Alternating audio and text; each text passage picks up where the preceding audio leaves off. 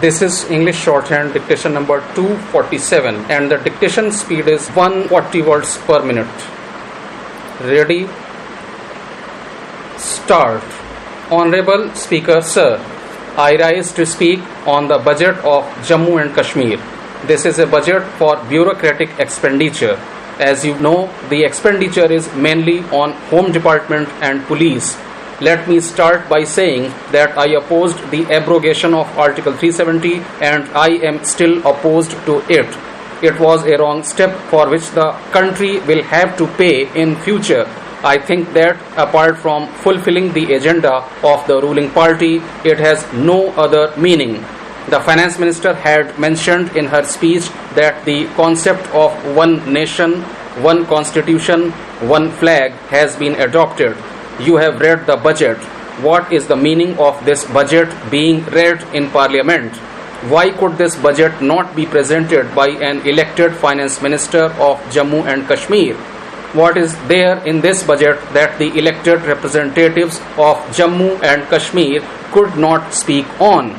This is deprivation of the rights of people of Jammu and Kashmir to have their own government. I am totally opposing this undemocratic step. Sir, there is an article in the Kashmir Times about the situation today in Jammu and Kashmir. The per capita income in Jammu and Kashmir is recorded less than average in India.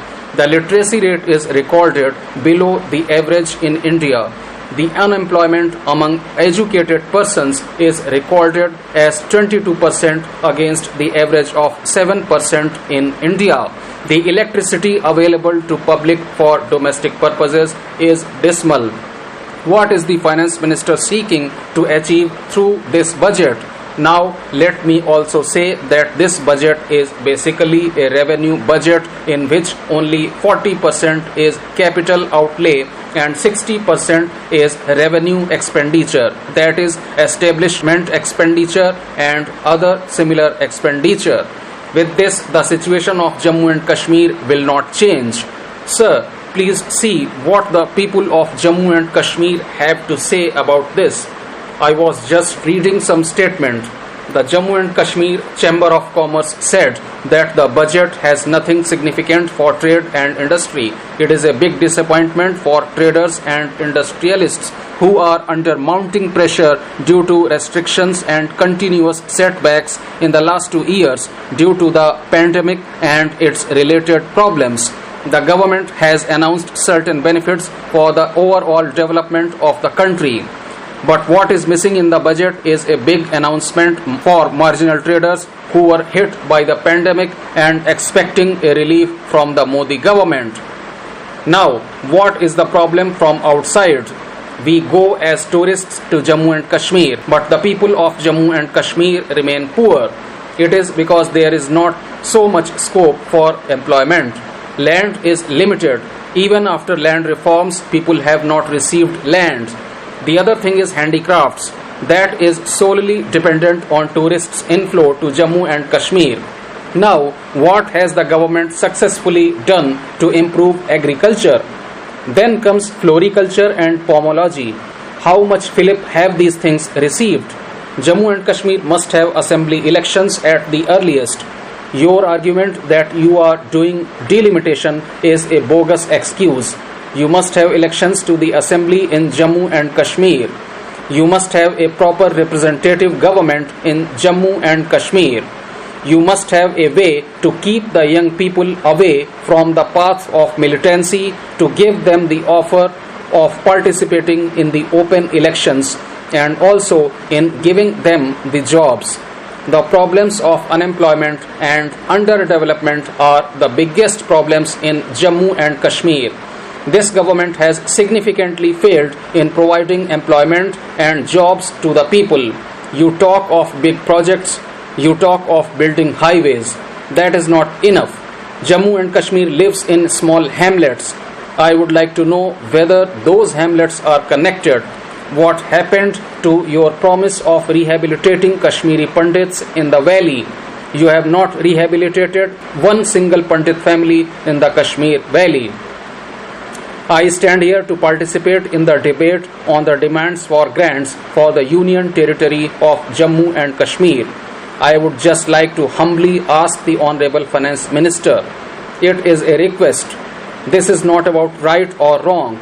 All of us are very proud Indians and very committed to every state which is going through a difficult and challenging time, and Jammu and Kashmir is one of them. We are having an important discussion on the budget of a certain important union territory. If you give us 24 hours in the future, I hope we do not have to discuss it again. You will have elections soon there, so it will be discussed in their own assembly. But if such circumstances do occur, we would appreciate if you give us a little more time so that we can have a more extensive debate. It is a humble request.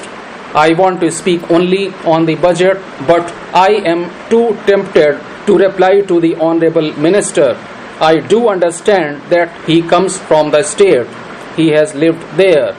He was born and brought up there. Like most Indians, Kashmir is a dream holiday for us also. I went to Jammu several times. As a family, we did not go abroad in those days. We travelled in India, and Kashmir was the best holiday destination. I also happened to go with my family. I was not privileged enough to go to Kashmir on any committee tour, but I did go with my husband and my daughter to Srinagar. There are a few observations that I would like to bring to the notice of the Honorable Minister.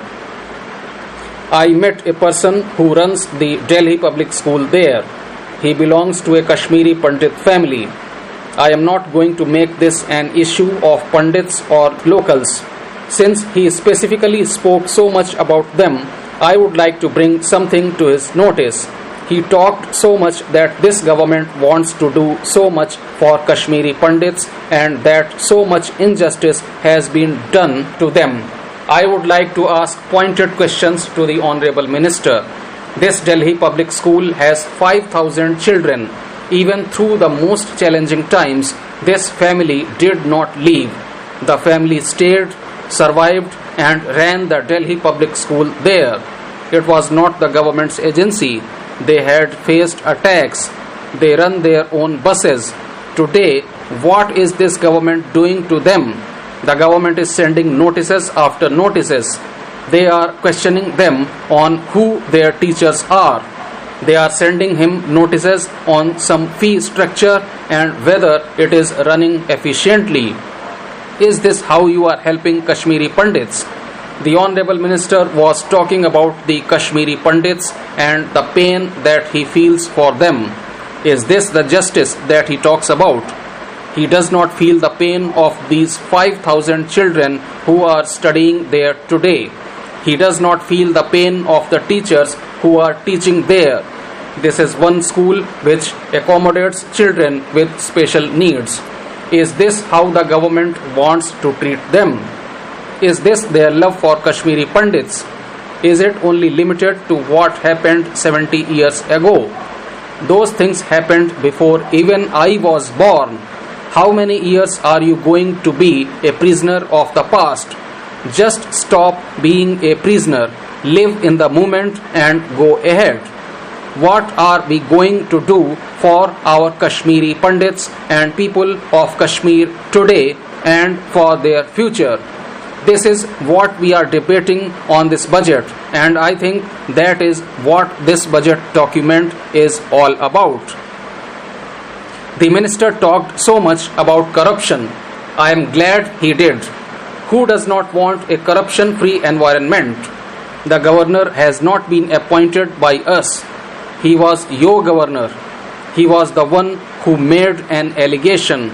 So, what has happened about that corruption after all these wonderful changes that you have made?